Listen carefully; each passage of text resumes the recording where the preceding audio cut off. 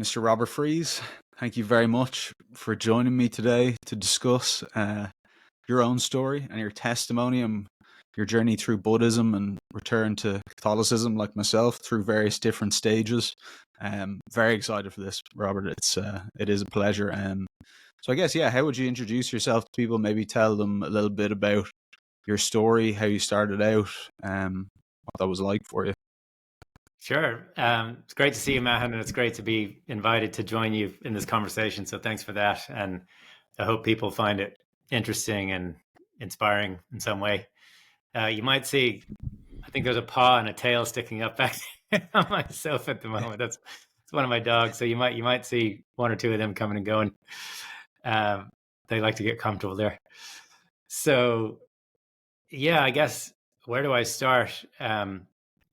I grew up in the States. I grew up in Fort Worth, Texas, and I've been living here in Ireland now 25 years. And I suppose in terms of the journey from Buddhism to Catholicism, it's interesting because I heard you use the word return to Catholicism, but it was really a new destination as well for me. Yeah. So yeah, me too. I guess you could say it was return in a way to Christianity. I wasn't raised in the church or any Christian tradition, but I grew up in Christian culture, probably.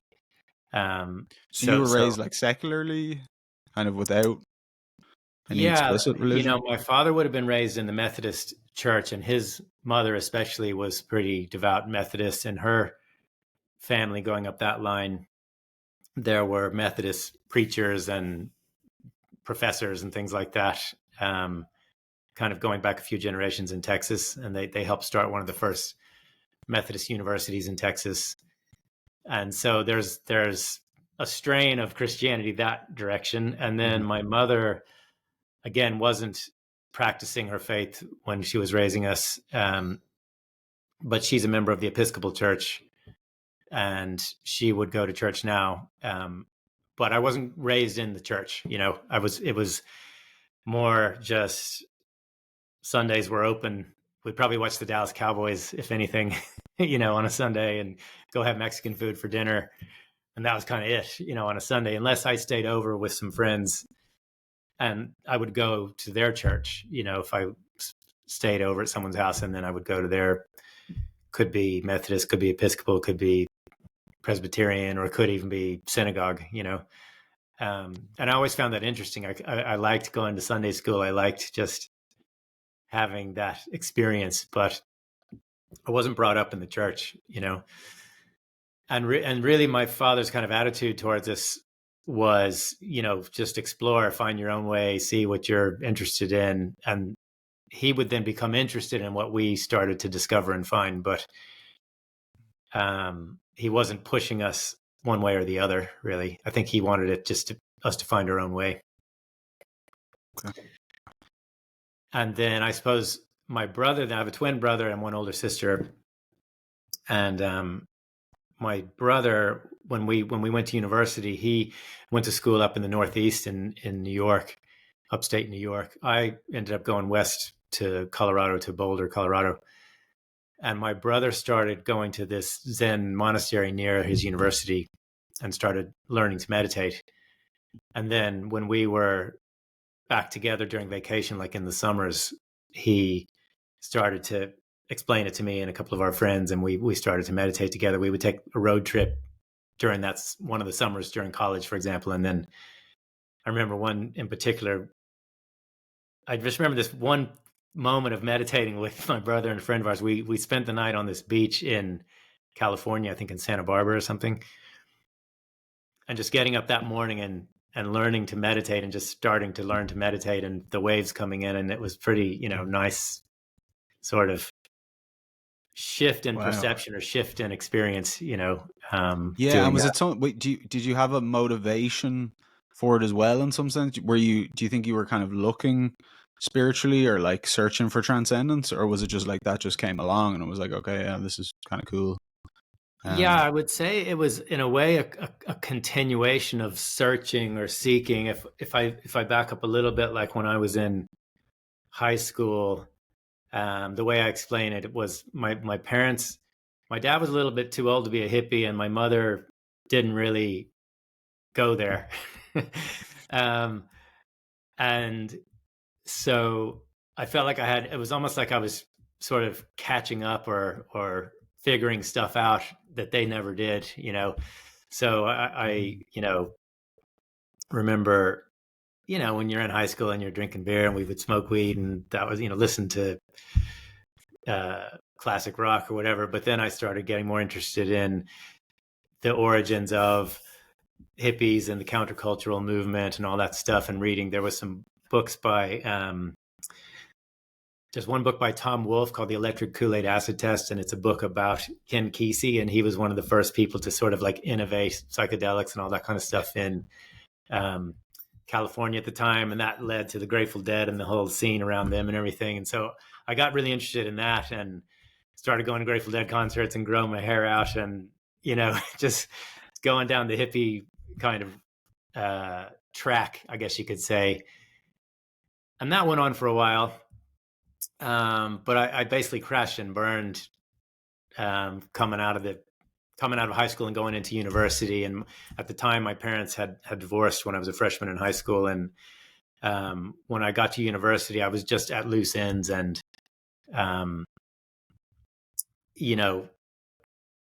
sort of wheels had fallen off to some extent. Like my grades had gone down, and I remember my grandfather dying as well, and just feeling kind of lost, and the whole kind of tune in, drop out, or whatever, look for transcendence through psychedelics or whatever, just wasn't answering the questions, and wasn't paying off. It wasn't paying off. Exactly. And it wasn't, it just wasn't fulfilling, it was sort of like trying to grasp at things, but it wasn't fulfilling. So then, by then I had taken time off I started going to university up at the University of Colorado Boulder, but I decided just to take myself out and get more,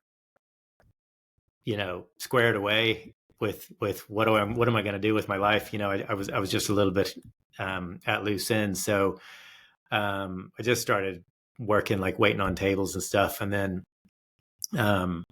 doing more like recovery stuff. So I started going to 12-step meetings, and I started going to counseling, and I started eating vegan. And at this stage, I shaved my head and was living up on a mountain and mountain biking. And, I went from sort of hippie to new age therapy guy, whatever.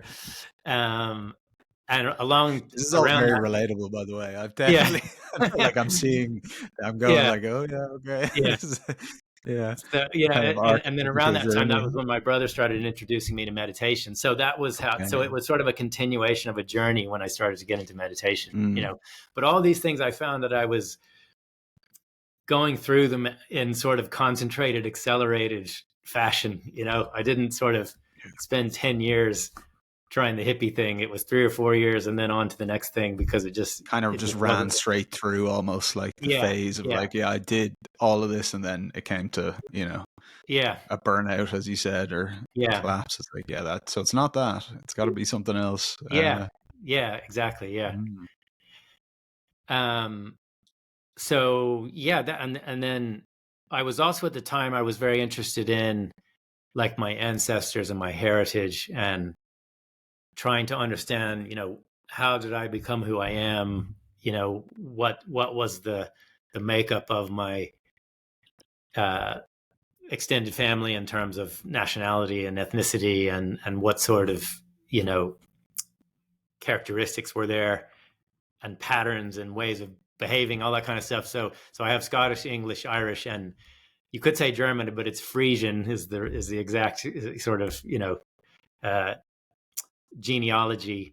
And I was learning about that. And then by that time I'd gone back to university, and moved back to Texas, and I went to Southwestern University, which is that Methodist university that my ancestors helped kick off.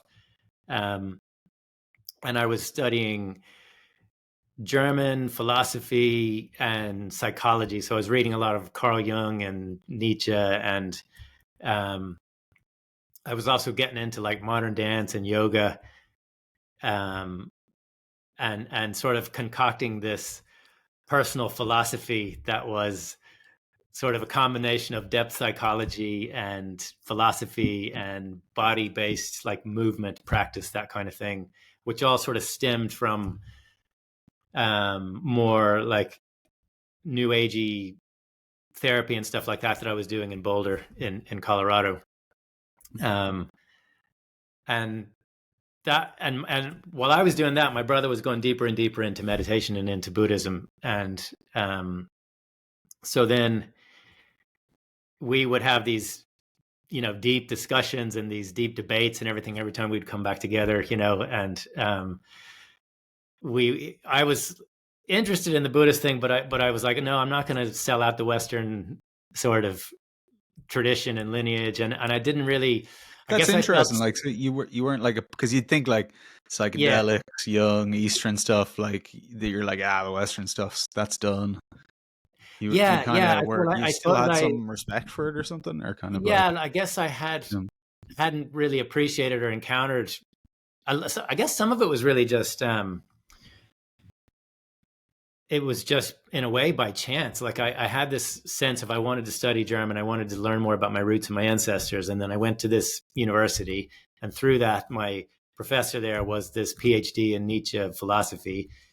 And then when in the German classes, I was reading kind of just like survey of different things like Kafka and Nietzsche and stuff like that, and Freud and these different thinkers. And then that sort of got me interested in all of that, but I didn't really necessarily go seeking it out, but I came across it. Mm-hmm.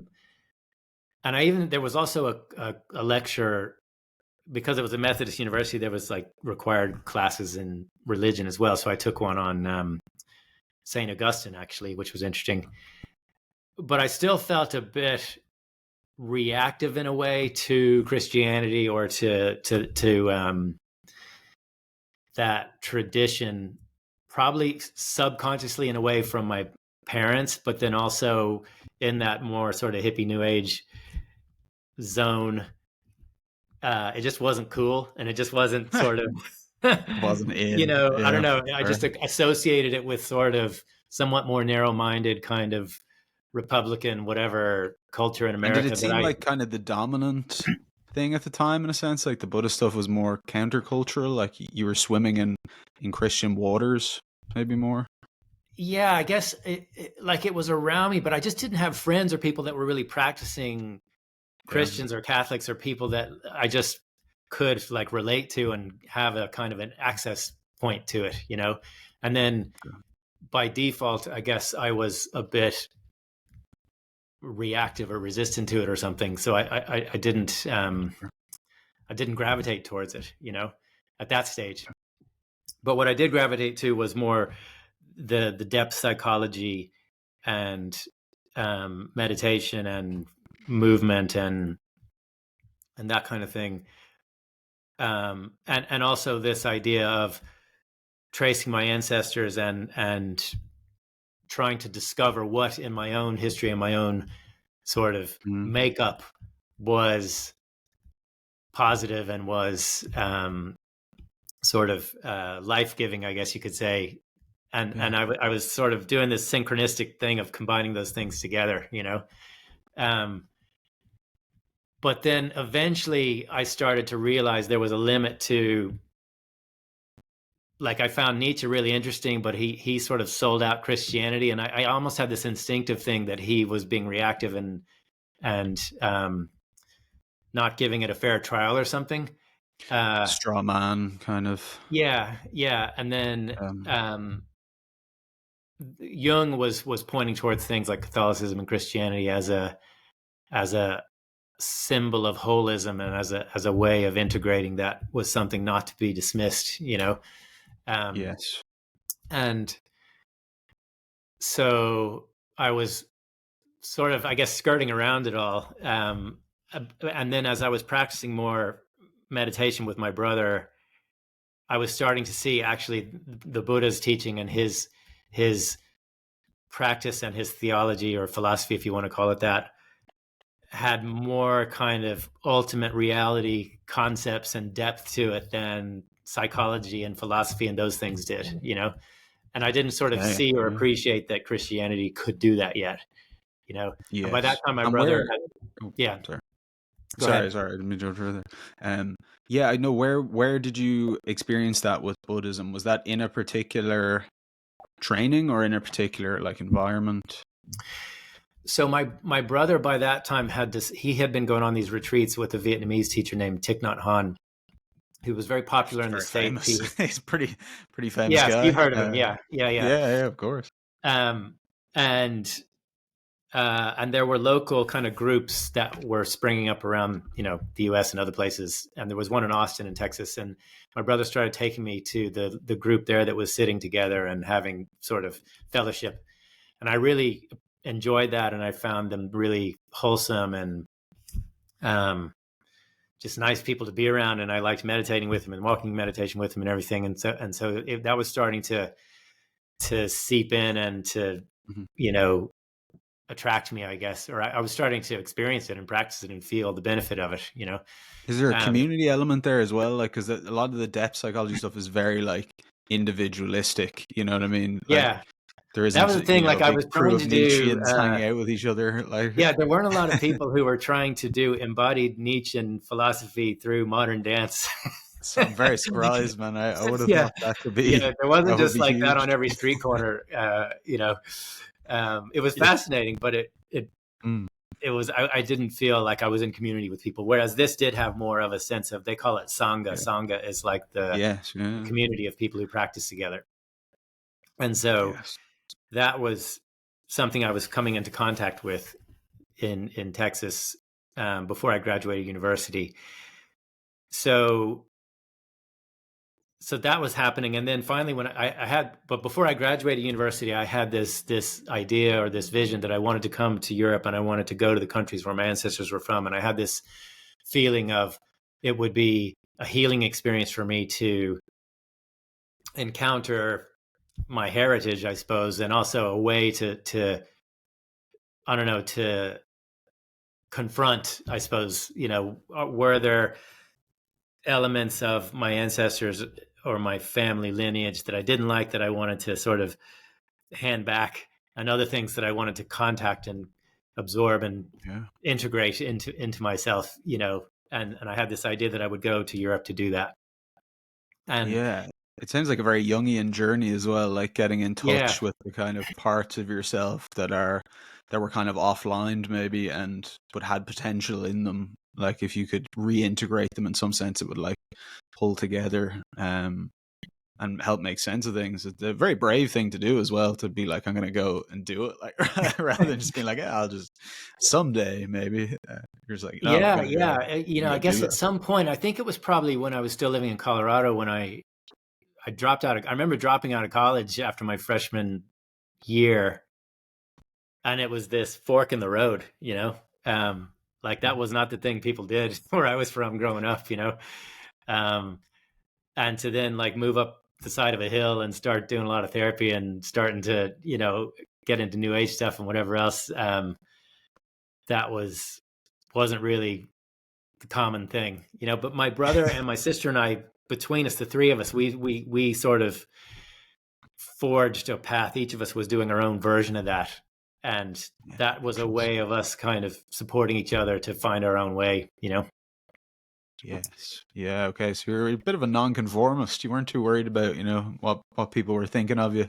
You were committed to the spiritual Yeah, journey in a yeah, I think sense. I felt I was on a quest of some kind. Yeah. Yeah. And a lot of um people never put that into action. Like that's, it is, yeah, to really take that on, I suppose, is it's something I think you see in people that are really affected by the meaning crisis in a way, is like, I'm going through all like these layers and stages of like peeling back kind of more and more. Because otherwise you just get stuck at some stage, don't you? And you're just like, I can never come out of it. Like, um, yeah, yeah, I guess you can get caught in a spin cycle of some kind. And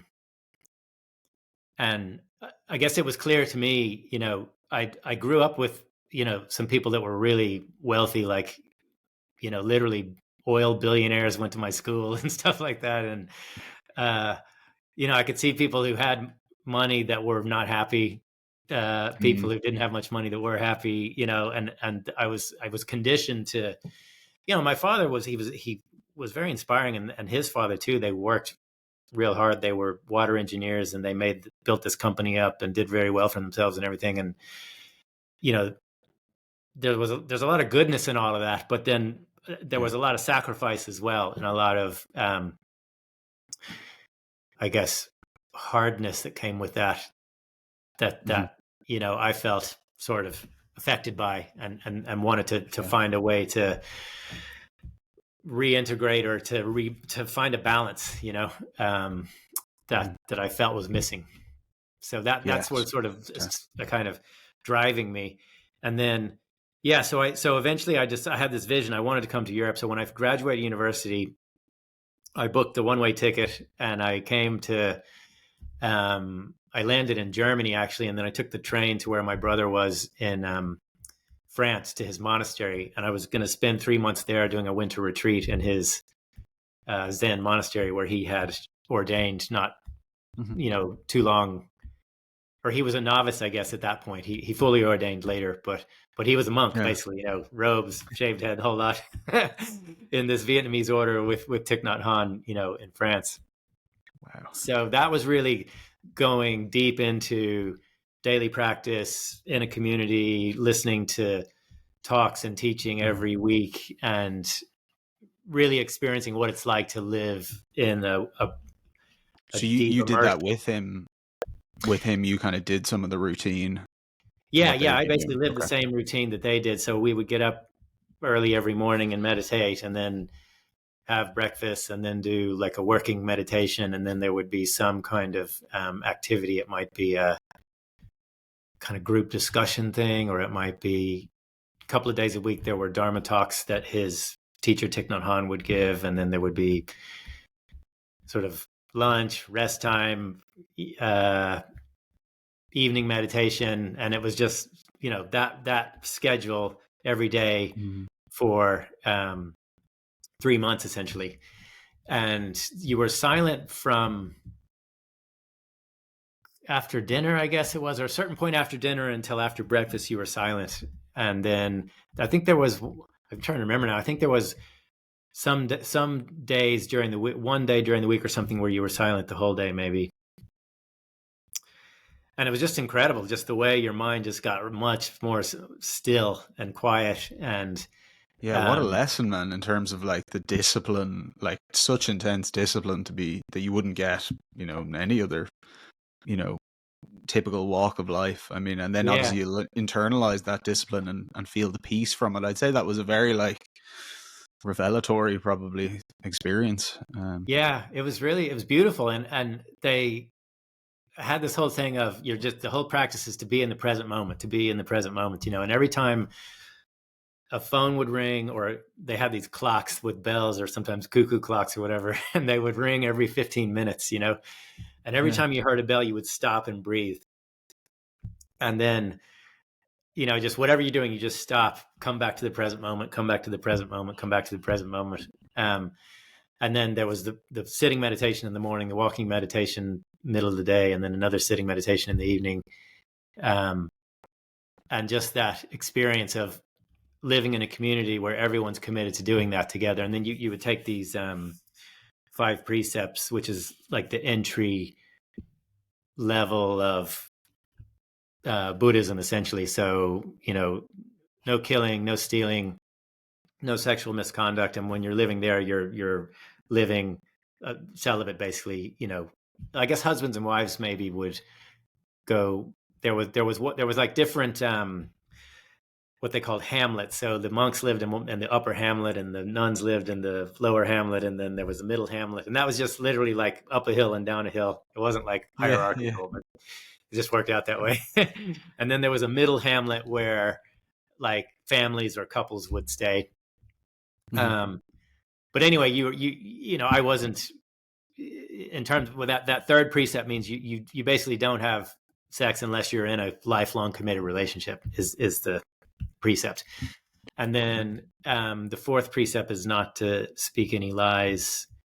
and they would probably add into there no backbiting or no gossiping or harsh kind of language. Mm. And then the fifth precept is no intoxicants. So you don't, no tobacco, no alcohol, no any kind of mood altering substances, basically.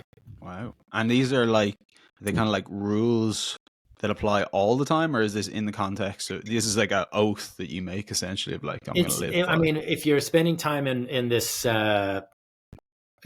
monastery, that's the rules of the road there. Like if you're going to come there, you have in to the commit monastery, to, it's I'm not going like to do that everywhere. It's not, yeah. Well, Okay. then if you want to be like a disciple or a student of Mhm.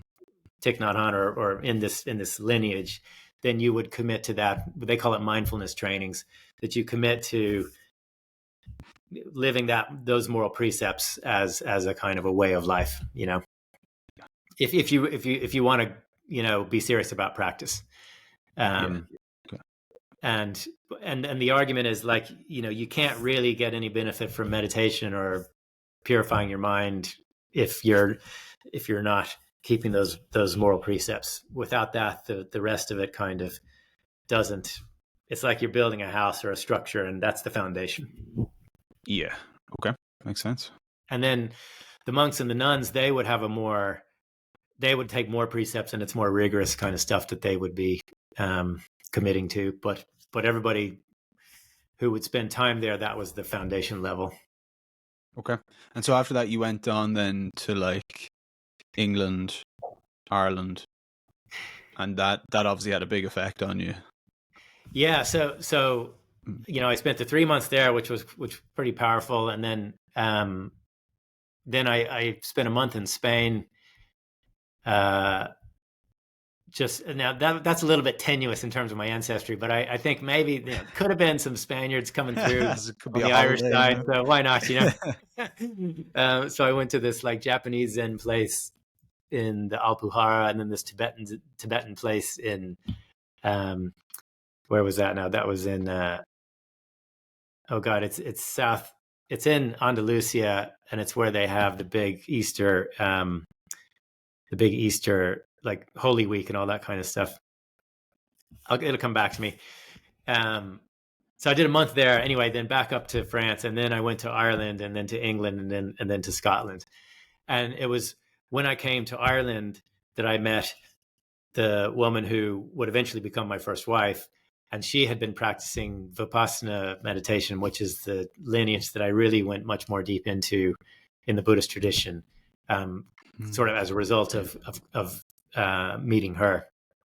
And so it was almost like this parallel thing was going on. And on the one hand, it was this following the trail of my blood ancestors and my heritage. And then on the other hand, I was doing this almost like a survey of Buddhist communities and things in France and in Spain. And I went to this Thai forest place in England, different ones. And I was getting the sort of the quick survey of different Buddhist lineages. The lay of the land.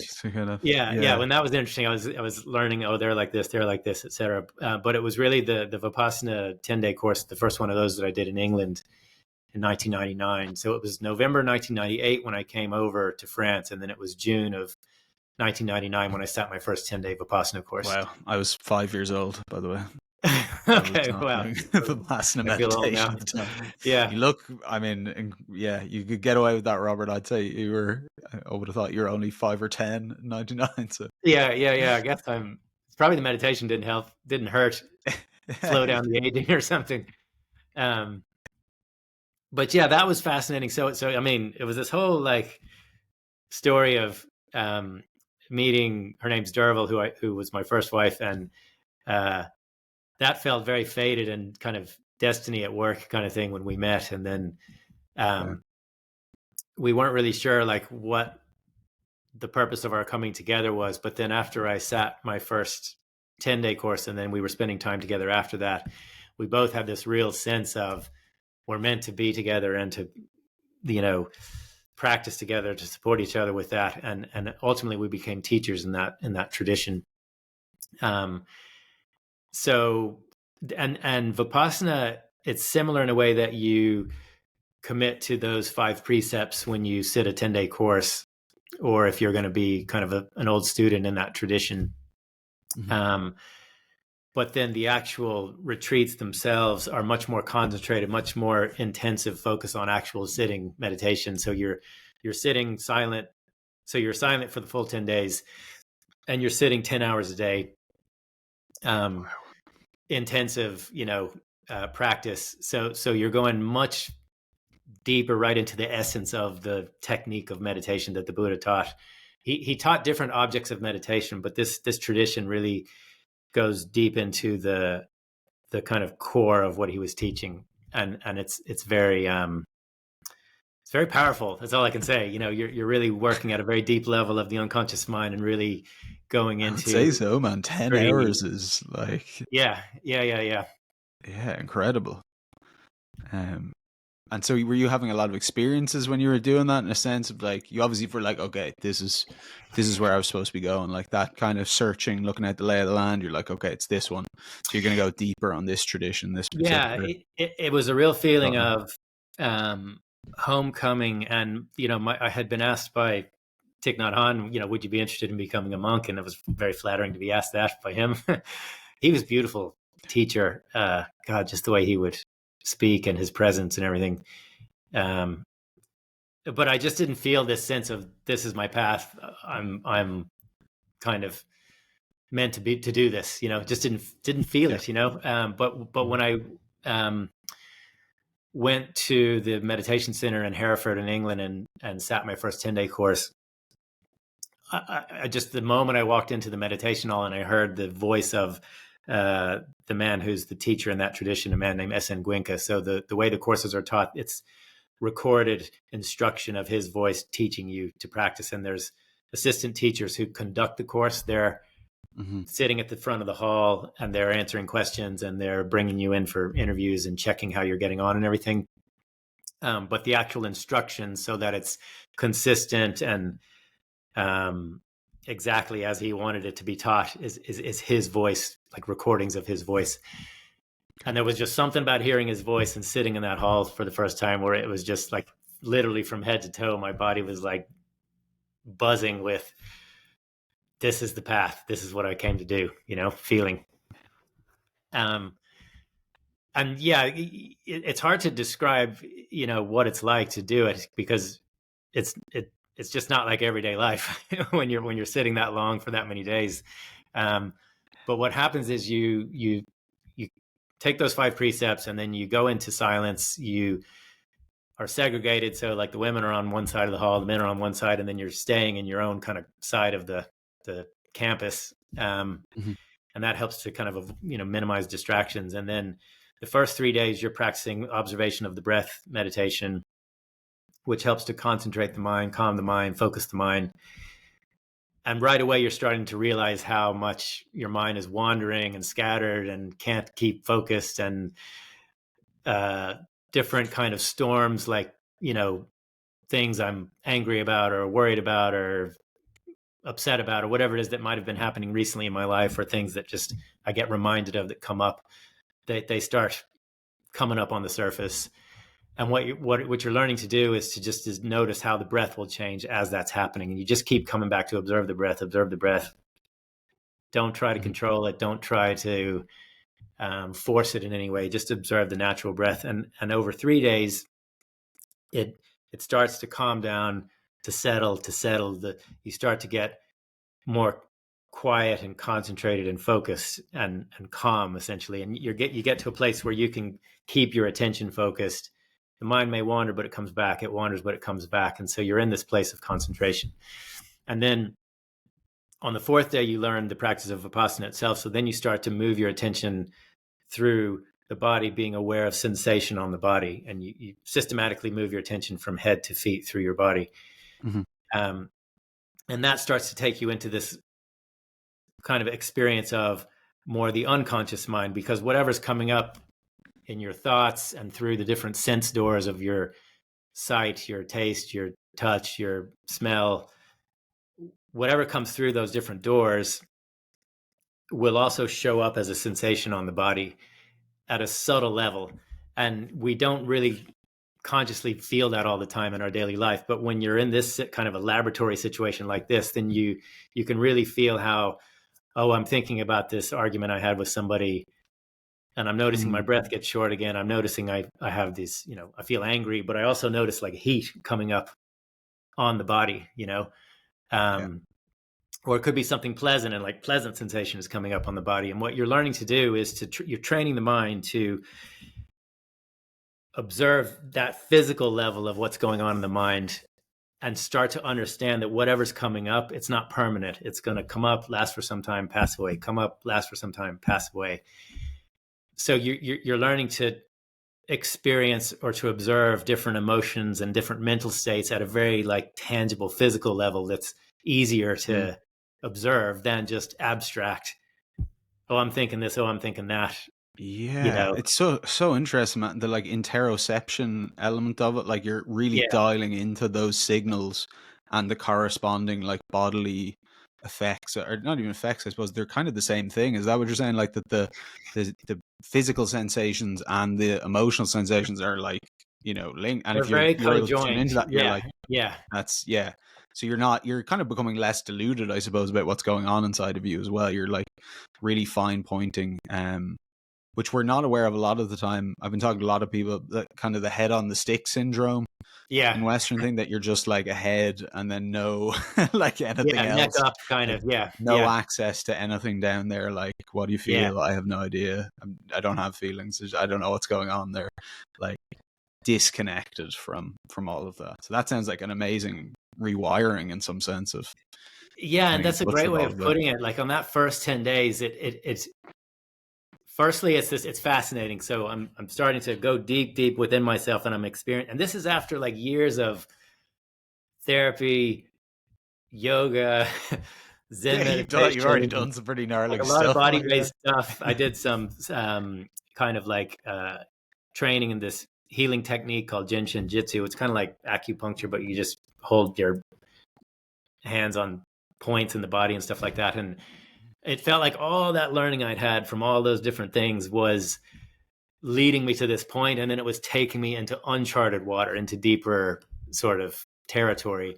And I was getting this experience of understanding the mind, the body, how it interacts. And then each evening there was a discourse. So you listen to a discourse each evening, and it's this man, S.N. Gwinka, having taught hundreds and hundreds of courses before that point. And then they started to record video of these discourses, and he's explaining, okay, this is what we're doing now on this day in the course. And then he starts to explain more the Buddha's kind of philosophy, psychology, like what's going on here, and as that's happening, but when you're sitting there for 10 days silent, you go through some heavy stuff. Like it's intense storms of conscious and unconscious stuff erupting onto the surface, and you're learning how to just like, it's like being on a mechanical bull kind of, or sometimes I've described it as it's like being lowered into the Shark Tank, and whatever's going on in your mind is coming up and you're facing it,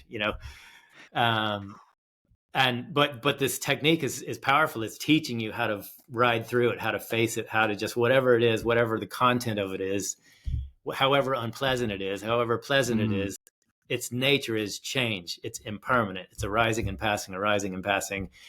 And what happens is a lot of the kind of heavier, more gross kind of, gross meaning like solidified kind of chunky stuff is coming up and passing and coming up and passing. And you're able to access and work through stuff in your kind of life, in your past, that you could only really get to the surface of previously. It's more of like a kind of an archaeological dig compared to just normal, other types of practice or counseling or whatever kind of stuff. Yeah. You can go and then way literally there during that 10 days, at one point I had this feeling of almost like I was in like an eggshell was cracking, and my understanding of like who I am as a human being and my consciousness and everything it was like the circuitry was getting rewired. So it was more like a mutation experience than just a kind of yes. a gradual, whatever. Cracking of the shell. Yeah, Yeah, yeah, like a yeah, yeah. transformative. That sounds Yeah, like a very deep, transformative, deep super transformation. transformative. Yeah, Yeah. Yeah, which is obviously like, I mean, that's like that seemed like what you were looking for in some sense as well. Like exactly. Yeah, you were looking it to was. get Well, that it was. I mega. remember being on that course thinking like, I don't know if I can take much more in this, but at the same time, there's nowhere else to go. Like, there's nothing. Hmm, This is very what's the true. alternative? It's very real. It's very, like the only way through this is to do this kind of thing. It's out And the it's other not for side. everybody. Not everybody is cut out for this, or like later when I became a teacher, or even before that when I was serving courses and organizing courses, and people would apply to sit courses. If something had happened in your life really recently that was upsetting, we'd say you better wait a little while because this is going to be too much for you. Or some people, they may have mental health or other issues where it's just not a good idea for them to do this type of deep kind of practice. Um, but for the most part, most people, it's almost even better if you don't know anything about meditation. You just come in with a clean slate, and you don't have to unlearn anything, and if you just trust it and you go with it, it really is an amazing kind of journey to experience Yeah, it. it sounds incredible. I don't want to derail you because I have a lot of Yeah, questions about that, but yeah. I'll get us totally off track. Sure. You did, yeah, that experience, and then you start teaching. You go deeper on that tradition. Yeah, so I continue to do, so again, like I described earlier, I was always on the accelerated course. So I sat my first 10-day course in 1999, June of 1999. That winter, I'm in India, sitting, I think it was my third 10-day course. And then I came to the main center in India where she wasn't my wife yet at the time, but Dervla and I were together. And the serious old students would sit like 30-day, 45-day courses every year, every winter, and they would sit a course. There was one course a year that the main teacher himself would sit in India, and it was really like that was kind of the really heavy duty, kind of the heavy hitters in the tradition. They would sit. All the teachers would come together every year to sit that course.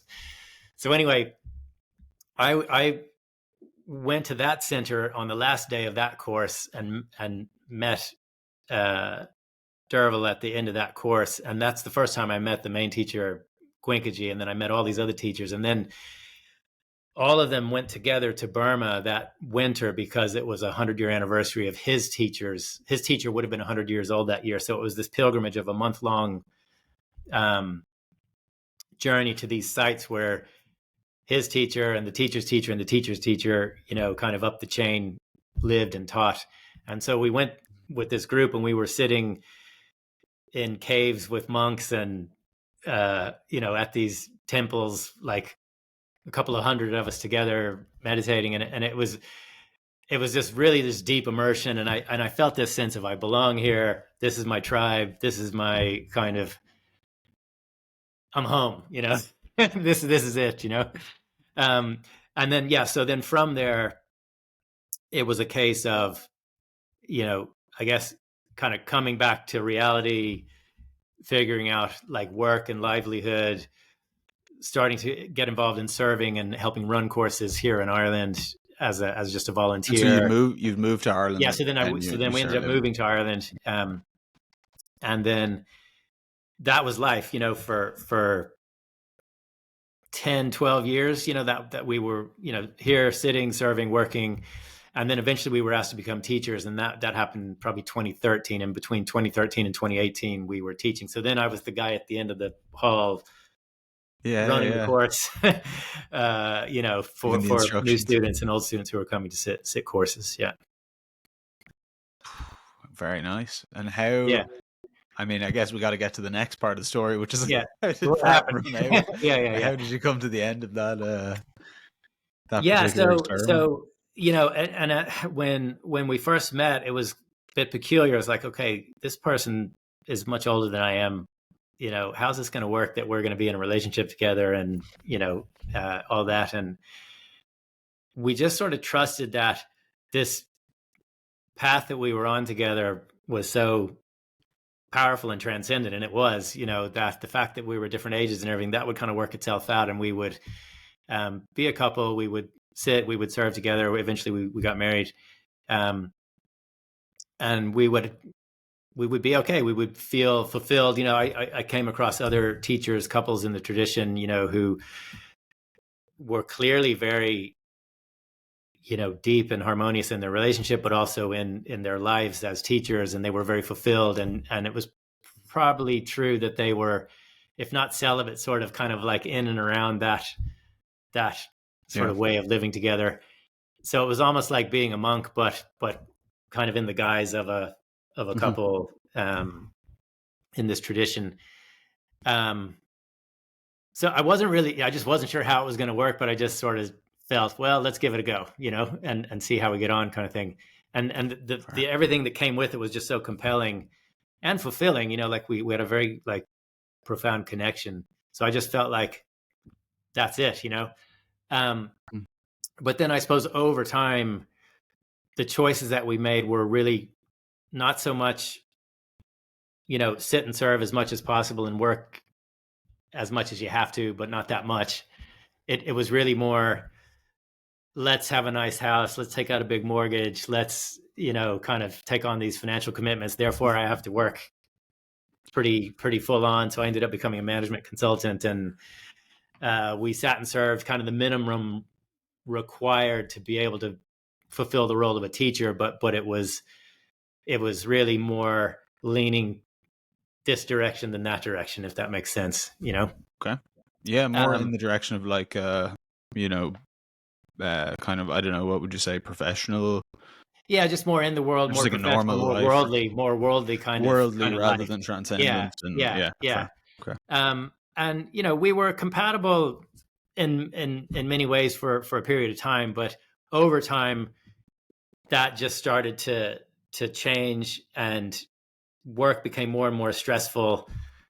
I mean, it didn't become more stressful. It just was stressful, full stop, and as we just kind of grew together over time, it just became clear to me, like I wasn't going to sort of transcend desire and come out of this thing and just sort of where we were in terms of compatibility. It just became clear this isn't really going to work long term, It just that was the truth, Yeah, that's rough as well, man.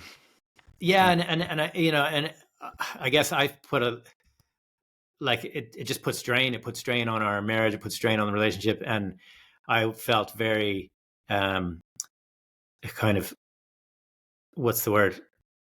I felt hard on myself, or I was judging myself and sort of criticizing myself, like, why can't you, just sort of be, perfect, basically, in terms of like have this worldly life, keep up this practice, stay faithful, stay committed, and it'll all be grand. But and it did kind of work that way for a number of years, but eventually it just wasn't. It was stress, that I couldn't sustain. So eventually, I was starting to get, caught up in pornography and acting out in ways that were definitely not consistent with my role as a meditation teacher in this tradition, and obviously wasn't a good thing for my marriage. It wasn't a good thing for my own kind of well-being and all that. So, I was trying to sort of deal with that. I would go to like 12-step meetings to try and resolve that, but gradually over time, I just came to the point of where I just was hitting a wall. I was really upset. I was really feeling split within myself and really isolated and lonely and not happy is the only way to put it.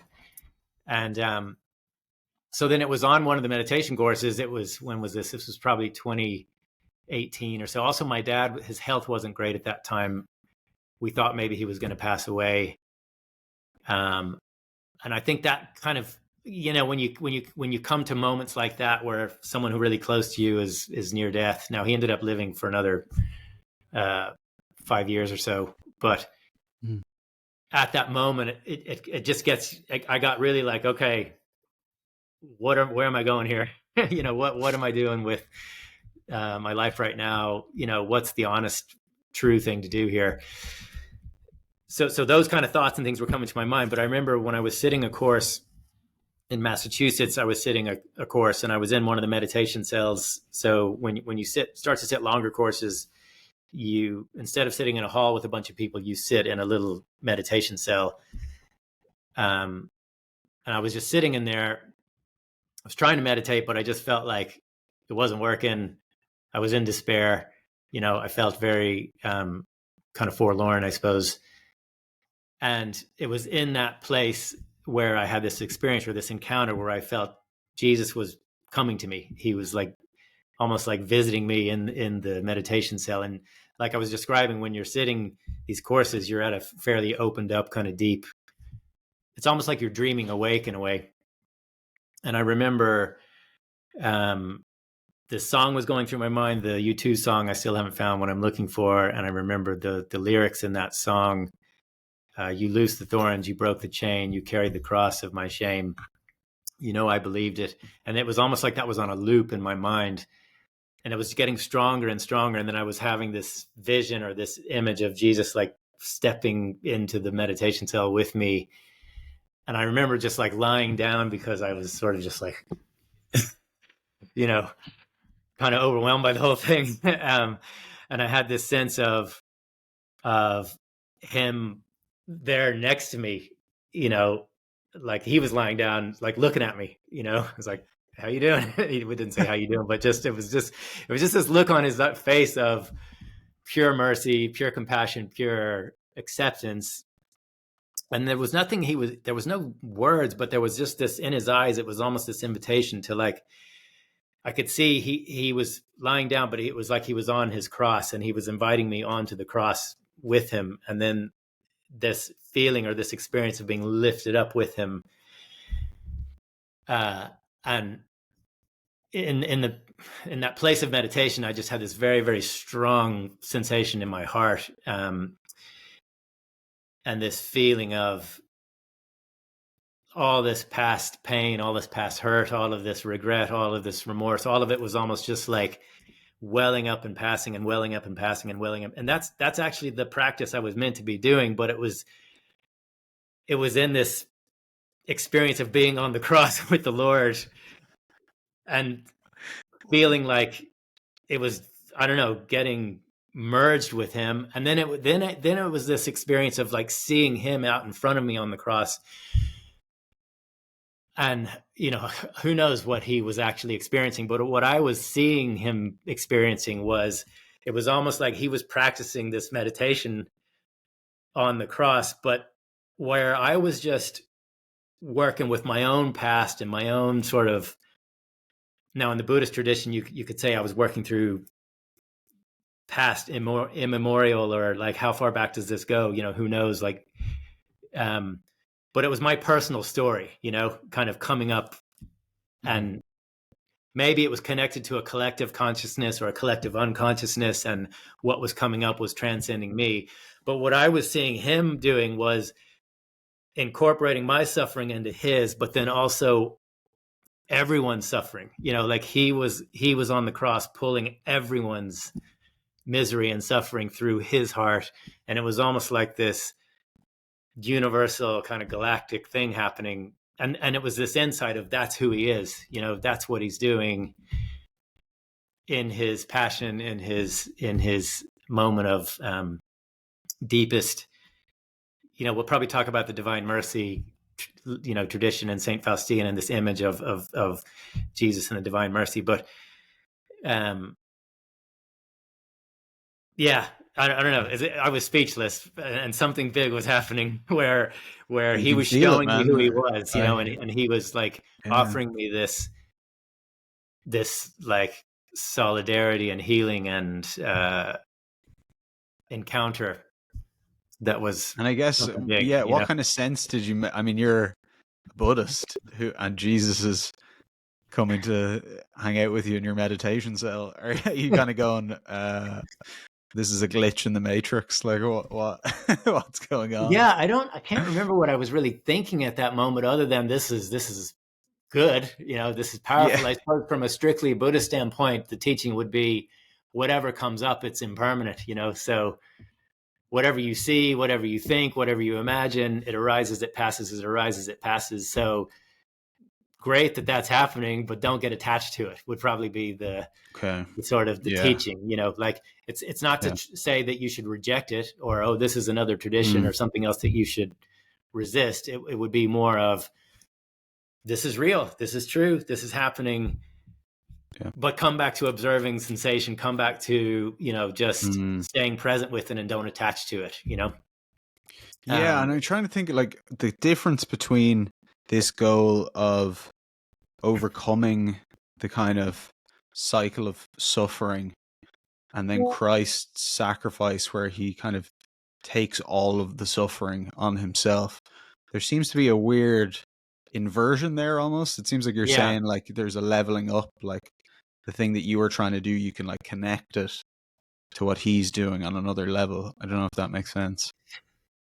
Yeah, and where I've gotten to with my faith, and since I converted and everything, and especially when I pray the Rosary, the Sorrowful Mysteries, I do that in a way where I'm staying with sensation. I'm staying with, kind of like my prayer is in a meditative way. So I'm going through the mysteries with the Rosary, and as I'm doing that, I'm imagining, the Lord in the different stations, or the 5 sorrowful mysteries. But as I'm doing that, I'm staying with my own suffering, and then I'm configuring it with His. Like I imagine very deeply, or I sense very deeply. I don't know if it's just imagine, but I try to like be there with Him in the agony in the garden, and He's sweating blood. And like 2 or 3 months after that experience, I was actually in the Garden of Gethsemane because my wife and I had been invited to teach meditation in Israel. So we went to Israel and we were given this tour of Jerusalem. And in Jerusalem, we were brought to the Garden of Gethsemane, and it was explained to us, this is where Jesus prayed so hard, he sweated blood, and it's also this olive grove where olives were pressed into oil. And I just had this, oh yeah, well, that's like Vipassana. You just sit and it's like you're being wrung out, and purified.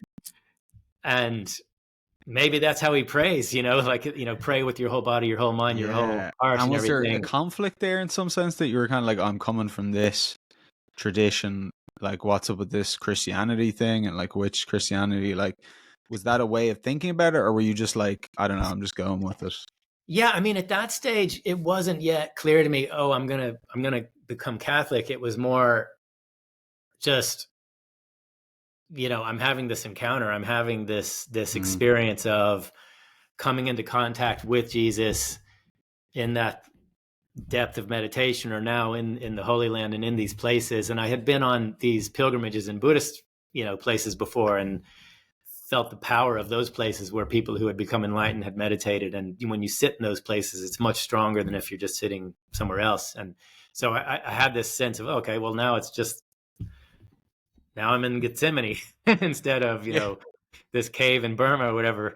And I guess I was just taking it in. I was learning about it, and then I was trying to make sense of it from where I was coming from, and continuing to practice meditation, and continuing to, at that age, still teach.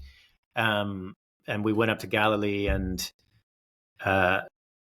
spent 10 days there teaching, and so I don't know, it was like I was having this encounter and this experience of his truth, some scripture, some of his teaching, and just some of where he lived and the feeling of being there. And then my just interpretation of that through the practice that I had at that time, but it didn't feel yet like a conflict. What was more a sense of conflict was this sense of, okay, my marriage is going to end, like I know I'm going to leave this marriage now.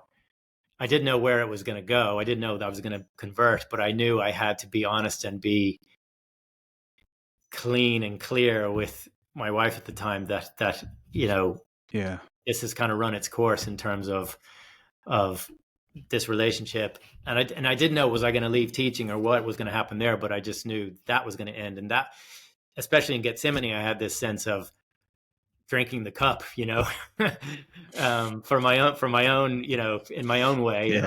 I have to confront this. I have to face this. That was really what was the challenging thing for me at that moment. Hmm. So yeah, there was the personal challenge there. That was. It almost seems like there's a weird way that the Christ is helping you with that in some sense, like that he was kind of offering you a way of doing it. Even the drinking the cup idea, like of some sense, was like you're gonna have to die on the cross here. Like there's Yeah, no. it felt like he was Yeah. offering me a way of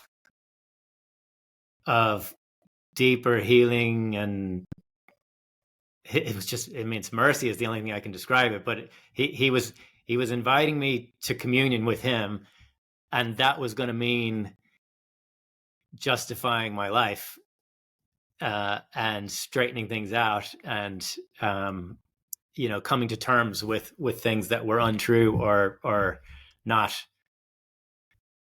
not real, in some way. Yes. Now, Yeah. I mean, the Yeah. Buddhist And you could say the Buddhist path would have taken me to the same place if I had, mhm. like, ultimately, I don't know, I probably would have had some kind of confrontation and some kind of coming to terms, and seeing where that spat me out. I don't know, but this is what Yeah. happened, and that's where I went. Yeah. Yeah, Yeah, and it's like it yeah, strikes you like as a fact in some sense of like just like that happened, and you're like, all right, well, what do I do about this? In some sense, like how do I grapple with that? Um, and so then yeah, okay, you have to deal with the marriage and with all the pain around that, and also your tradition, I suppose, in meditation and how what the future of that is and how it goes. And what point then did you start thinking about becoming a Catholic? That you were like, this is seems to be where I'm being called. yeah. So I suppose it was about a year after that, and this it may have been more 2017 or 2018. I can't remember exactly the years, but it's somewhere in 2017, 18, where all these encounters were happening. This sort of um, realization was happening, and then it was in spring of 2019 when I finally, like, decided to leave the marriage. And then when I made that decision, and when I literally, like, physically moved out and everything, I had this feeling, and by then I had stepped back from being a teacher, so I had decided I won't be a teacher anymore. Um, I just said I need to focus on my career or whatever. My father's health wasn't well, and there's just stuff going on, and I just can't do that right now. But then after that, then the decision became, okay, I'm going to leave this marriage now. Um, and then when I actually moved out, there was this feeling of, the way I describe it, is like the scaffolding of my identity and my life was getting pulled away. I was no longer this teacher in this tradition. I was no longer this, husband of this person in this, family and this, life. Um, and I felt just kind of wobbly and afraid, of kind of going into the void or something. Chaos. Yeah. Um, and it was around that time, uh, well, back up a little bit. Like, I had started to spend a lot of time with some close friends of mine, and just kind of telling them what was going on in my life and everything. One of them used to come over and meditate at my house, and then his wife is Catholic, and she was praying for me, and she wasn't like pushing her faith on me or anything, but she's also a psychotherapist, and she was helping me kind of think through all this stuff. Mhm. Um, so there was this moment I was taking a walk. I had, like, left physically, the home that I had been in, moved out and everything, and I was taking this walk, and I was just kind of, okay, now where am I going to go? And then I just had this sense, or this, I don't know, it wasn't really an image, but it was just some knowing of, I need communion and confession. I need communion and confession. It was just a sense of, those are the two things that will keep me growing spiritually and out of trouble. That was the kind of sense of it, that I need to keep moving forward in that direction. Mhm. And so I messaged this wife of a friend of mine, Justina, and I said, I want to get baptized. And she couldn't believe it, because she had been at mass at the same time I was on that walk, and she had been praying for me. And the gospel for that day was the prodigal son. And she sent me this the scripture from that mass, And I remember reading that and just What? having this breakdown. I literally just broke down, like weeping, crying. And it was this feeling of being like caught or held or, yeah, just something was catching me. And I was like letting go into it and having this real deep letting go feeling and experience. And I didn't know like where I was going to get baptized, how that was going to work, any of that. I just knew that's what I wanted. I guess at that point, without a whole lot of discernment, just assumed it would be in the Catholic Church because that's the only place you're going to get communion and confession. Yeah, and But confession. you know, I didn't That's really interesting. Yeah, think you much had to about kind of work backwards, like it. Yeah, yeah, yeah, yeah. And then not long after that, then this woman Justina introduced me to her best friend Gosia, who's now my wife. Because by then I had started like, you know, okay, I'm going to start dating now and start to kind of just, you know, get out into the wild again, which God, online dating and everything I'd never done before. That was crazy. But, you know, that lasted for like a hot minute. And then,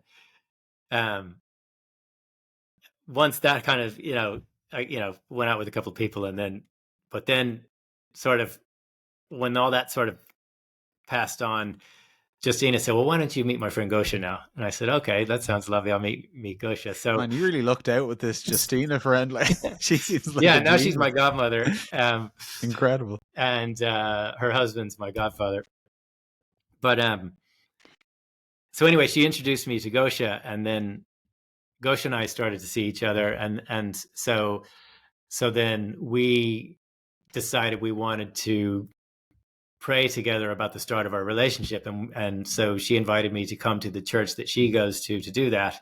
So we went to the Dominican church in Dublin, which is near where she has a flat, and that's how I met Father John Walsh was the abbot at the time, and then Father Connor McDonough, who became the priest who took me through baptism and everything. I met him there. You looked out there as well, man. You couldn't Yeah, get a exactly. better That was a guy for it. real fortuitous encounter. Yeah, that I met him there. Yes. And how, so then you go through baptism and RCIA. I mean, something that I had talked to you about before that I'm so interested in, because there's so much, oftentimes like Buddhism, see, people almost suggest like it's the alternative to Christianity or something. Like, Yeah, I know people that are very like, oh, we need to get rid of Christianity in the West and just like swap it for Buddhism. Like you just turn churches into monasteries and stuff. And so I'm interested in like how you made sense of those two traditions, like how you line them up together, even the goal of Buddhism of like transcending suffering, how that maybe compares to like the goal of Christianity, we want to call it theosis, deification, like, you know, just what your thoughts are on that. Yeah, I mean it's a work in progress, I suppose, but the experience I had was firstly just a one of real welcome, you know, by Father John and then Father Connor. And I remember we went to meet them, and first it was Father John, and it so happened Gosia was with me at that moment because he called me on the phone and said, "Can you come in and meet me this evening?" And we were about to go out to dinner, and I said, "Yeah, but is it all right if I bring, you know, Gosia along with me?" And he said, "Yeah, fine, bring her along." So we went together, and we were having a chat, and so then Father Connor said, Father John said, "I'm going to introduce you now to Father Connor, and he's the one that's going to, you know, shepherd you through the whole. There's no problem. You can do the baptism thing. That's fine, you know." And so then we met Father Connor, and he was lovely to meet and everything. And then when we walked out of the church, Gosia turned to me. She said, "Rob, this is like a BMW." You will not get a better, you know. Yes, you've got the Lamborghini of catechists. Yeah, I know. So the guy who literally teaches, you know, Thomas Aquinas, two people becoming, you know, training as priests in the priory there. It was very high end, you know. So I just felt very fortunate about that. But then when I literally, you know, went in to meet him, so it was like once a week for months. October of 2019, I was due to get baptized in Easter of 2020, but then because of COVID, it ended up getting extended out to September that year. But I would go and sit down and meet, you know, every week and go through the whole catechism, like chapter by chapter. But when I went in there, well, firstly, he just wanted to hear my story. So he wanted to listen to me and hear my story. And he was very welcoming and very open-minded and was curious, you know, like tell me what this is, tell me about Vipassana and everything, so he absorbed all that, and then he said, okay, and then what challenges or what questions do you have, about this whole journey you're about to go on? And so I had my list, I was like, I don't know about the resurrection. I don't know about Immaculate Conception. I don't know about, this, that, like, how does all that work? And I still have, nobody really knows probably until you die, but like, okay, then there's like Christian heaven, but there's Buddhist nirvana. And like, are we talking about the same thing here? Or, what's the ultimate reality? What's the ultimate goal? All these different things were kind of on my list of things that I wanted to ask him about.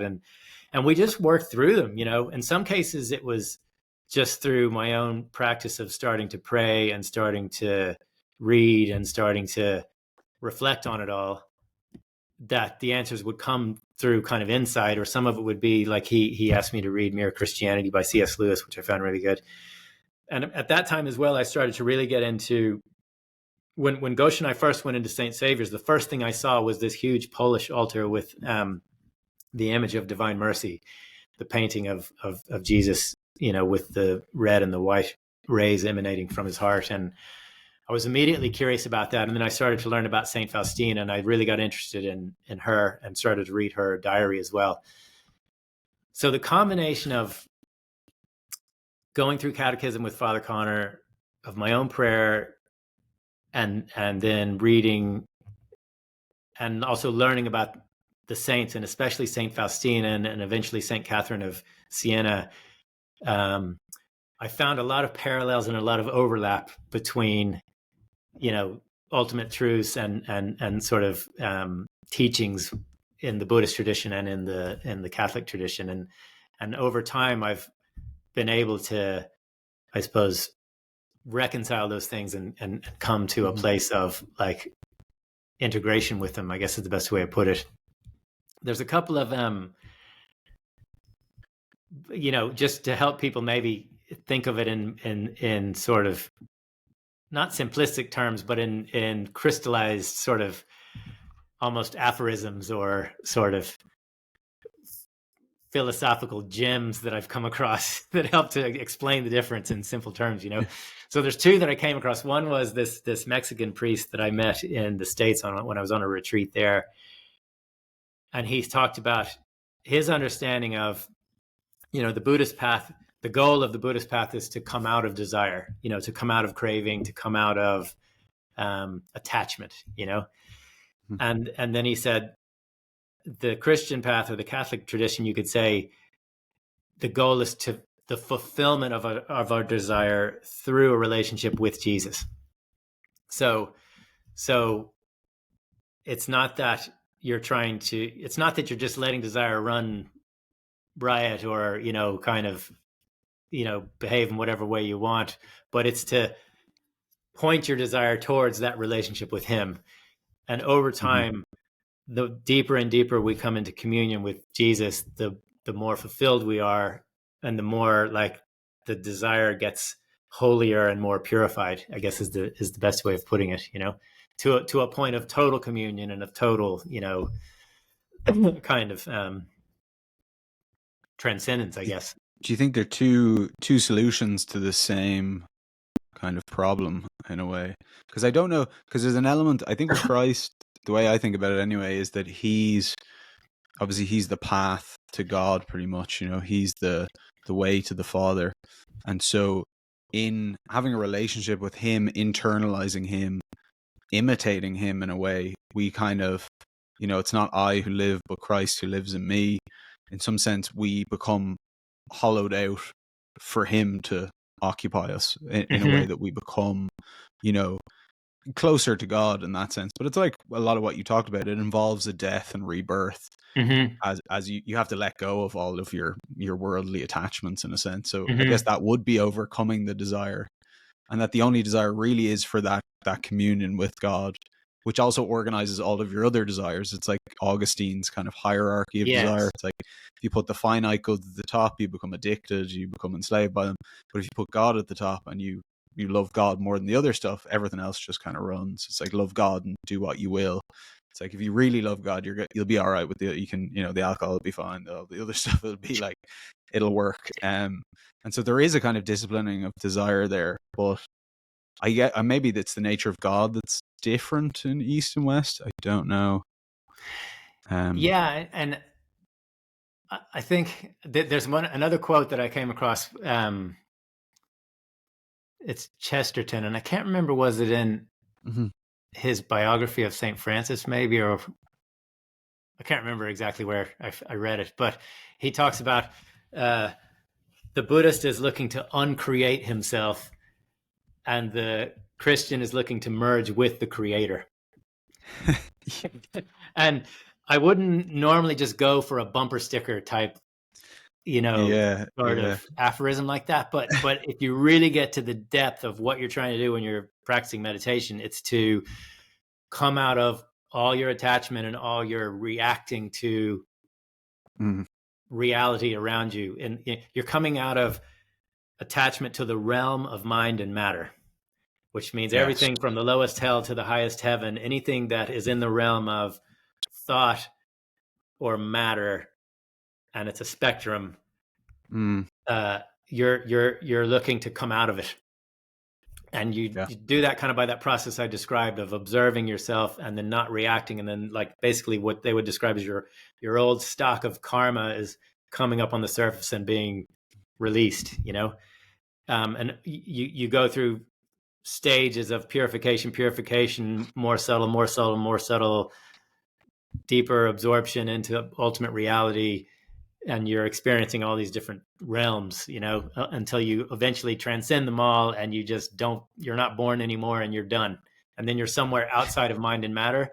And that's nirvana Yeah. And then that's really interesting, man. The You're Christian trying to like melt down. You read like Teresa of Avila or some of the other saints, and they talk about, I'm going to forget St. John Paul talks about these kind of 3 stages of like the purgative and the... Isn't it purification? I was thinking purification, illumination, deification. That's St. Gregory of Nyassa's version. Yeah, or illumination or something like that. And this idea of like sin and like mortal sins and venial sins and levels of heaven and whatever else. And ultimately it's like the Trinity, the beatific vision, and the Creator, and God is beyond creation. God is like outside of creation, So I think there's similar cosmologies and similar sort of aiming for ultimate reality. And there's similar, like if you read Saint Faustina's diary, like in some cases, it's like I'm reading a Zen monk,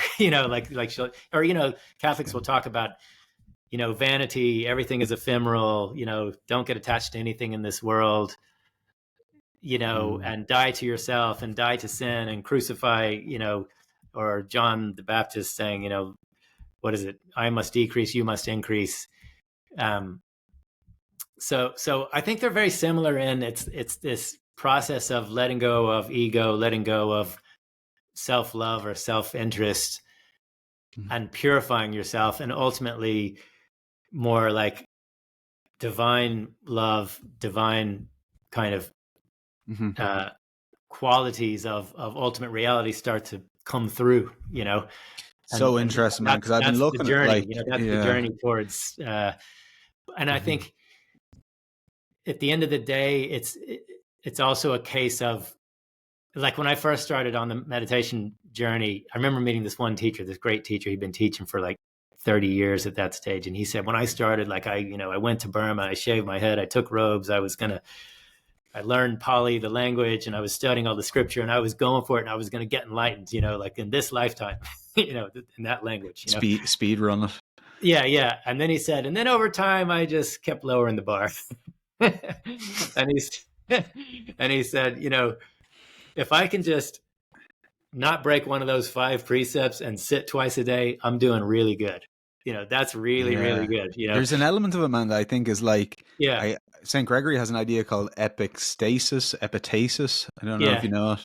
This straining forward, where basically like, because God's the infinite good. Yeah. We're finite, so we can never contain God fully in some sense. But in the knowing and loving God, like in the approach of the finite approaching the infinite, like a loving pilgrimage to the infinite, it is the best way to live, essentially. Like you're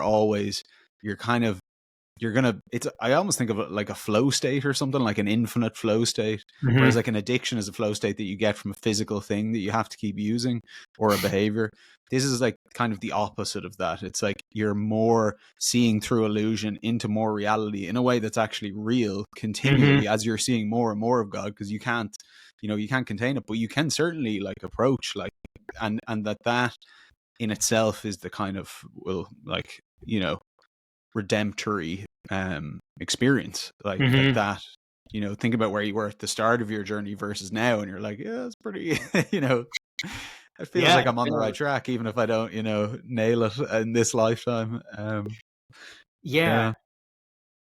I suppose that, well, what I got from that teacher Arthur was, like, one is just don't put, like, if you're sort of trying to get there, it's not working.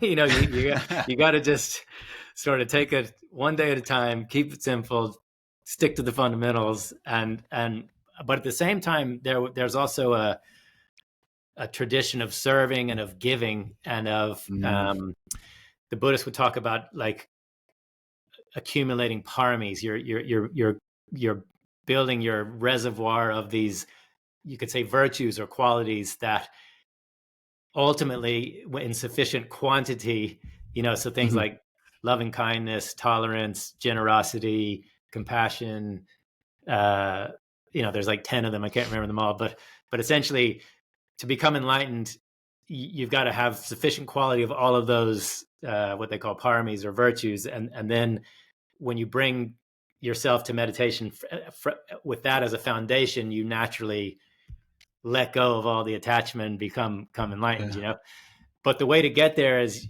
essentially you got to serve, you got to give, which is, pretty similar. So then what I learned was, I'm here to serve in order to build the virtues, in order to be, like, I'm sitting so that I can serve, so that ultimately I can sit to become enlightened. Like, that's the kind of the thing, kind of like bit by bit. Like, sitting helps you serve, and serving builds your paramis, and then those bring you to the goal, but you can't put a clock on it. You can't expect anything. You just have to, like, did that for a while, man. We were doing, I was doing a lot of virtue work, and like trying to maximize virtues, like, of being like, I'm going to try like max out, like get as much virtue as possible. And you're like, I don't think it works this way. Like, I think there's the, Father Connor talks to me about holy desires, or my spiritual director talks about, holy, it's good to have holy desires. It's good to want these things for ourselves, and to, surround ourselves with wise people, virtuous people, and then, live a sacramental life, and preach the gospel, and be on the journey together, like that's and that God can work through your desires in some sense.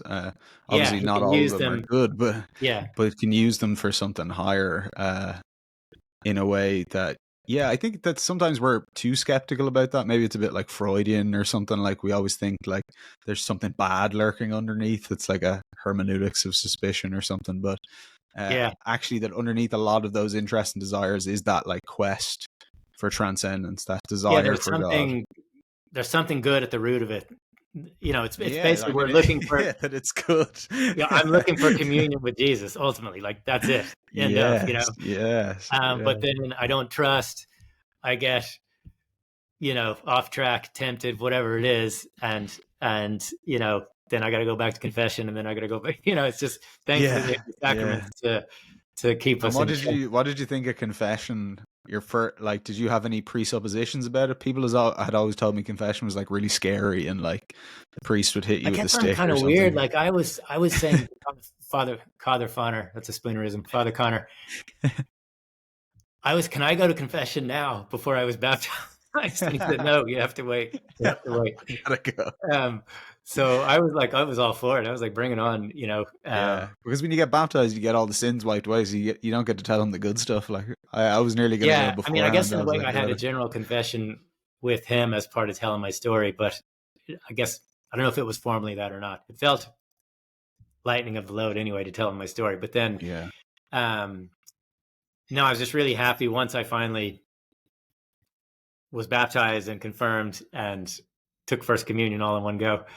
I could then start going to confession, you know, and I guess over time there's times where I got very scrupulous about it, and I would get very kind of like a little bit neurotic, you know. If it's I hard when you wasn't, don't know like what the bar is. I found that because like yeah, I guess you get baptized and then it's just like whoom, here's like do yeah, all of the, and you're like wait a minute, like what's the kind of level and where should I be?